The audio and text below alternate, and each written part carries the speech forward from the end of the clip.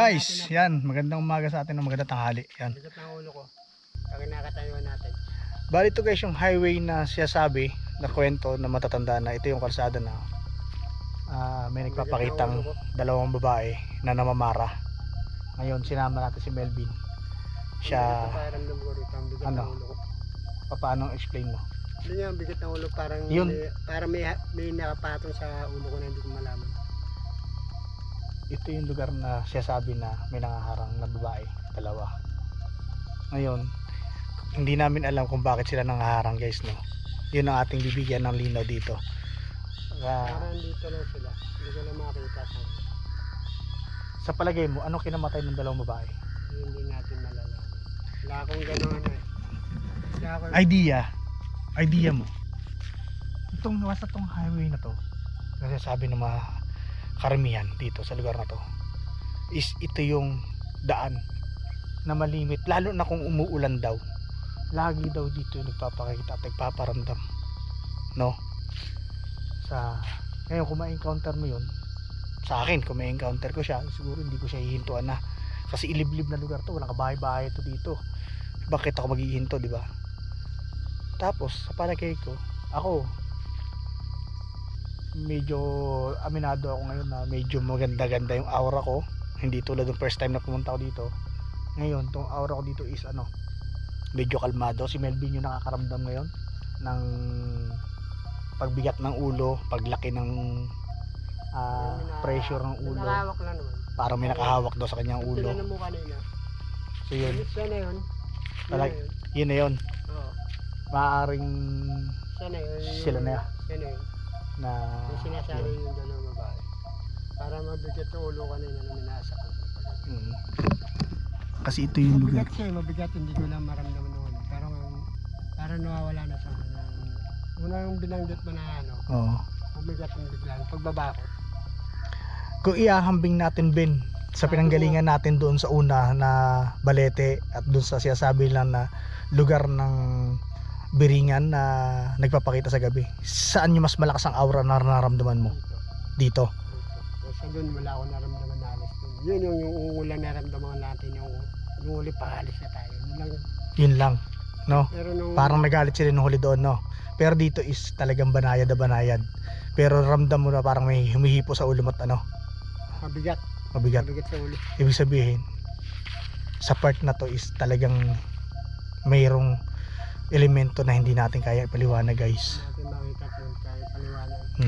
Siguro kung open ang third eye mo, maaari makita natin ngayon kasi at 12 noon ng hapon guys is active yung mga yan. Active yun.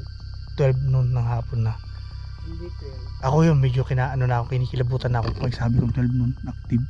Medyo kinilabutan ako guys. Ayun mo. Ito yung kalsada na yun. Yan. Na siya sabi. Yan. Ang mga puno na yung akasya.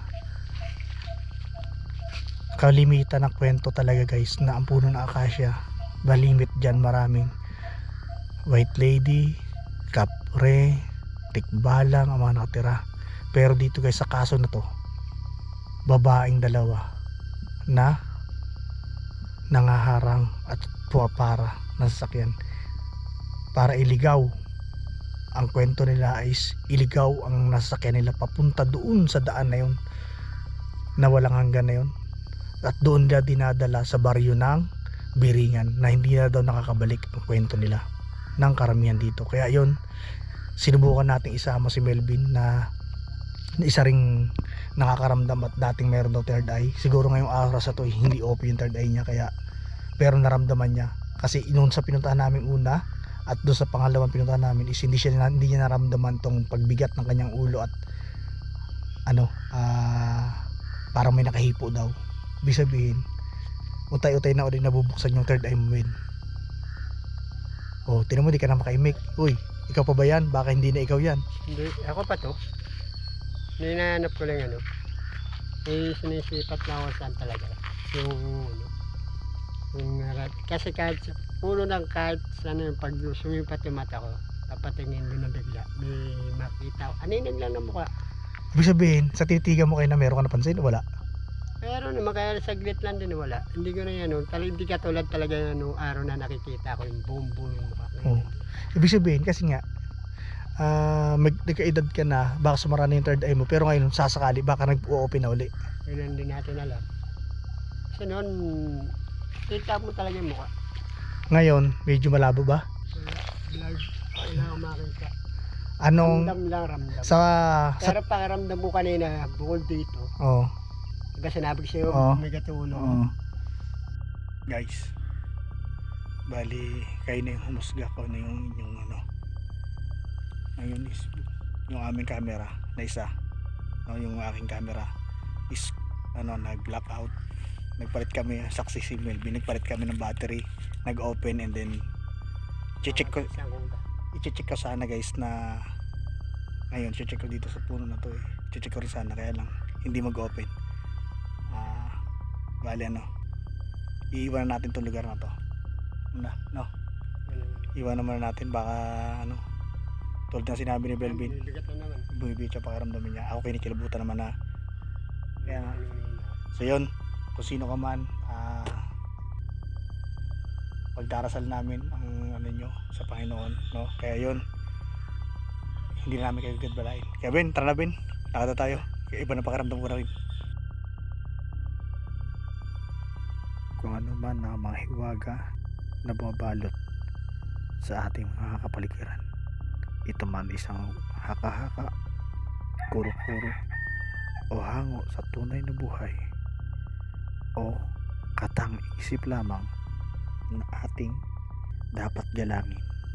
Muli, ako si Milik Mata na nagsasabi sa inyo, sa bawat pagkurap ng iyong mata ay maaaring magbago ang buhay mo.